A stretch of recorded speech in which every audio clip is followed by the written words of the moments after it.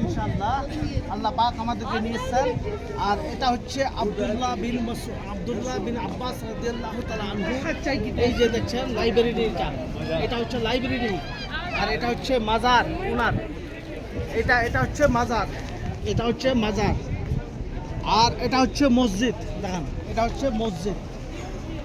পাচ্ছেন এখানে হযরত আব্দুল্লাহ বিন আব্বাস রাদিয়াল্লাহু তাআলা আনহু, এটা কে? হুজুর সাল্লাল্লাহু তাআলা আলাইহি সাল্লাম চাচেরা ভাই। আর ইনি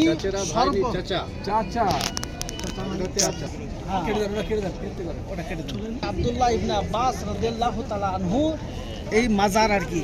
আর উনারই এটা লাইব্রেরি। ইনি সর্বপ্রথমে কোরআন শরীফের তাফসীর করেছিলেন। তাফসীর কোরআন শরীফের মানে ইনি করেছিলেন। সুবহানাল্লাহ, ইনি শিক্ষিত ছিলেন, খুবই তাবড় সাহাবা ছিলেন। সুবহানাল্লাহ। তো আমরা এই জায়গায় দেখলাম, মসজিদ দেখলাম, এবং ওনার আমরা যেখানে মাজার আছে ওটা দেখলাম, ওনার লাইব্রেরি দেখলাম, ওটা টয়লেট আছে। ইনশাআল্লাহুল আজিজ আমাদের সমস্ত হাজি ইনশাআল্লাহ এখানে আছেন।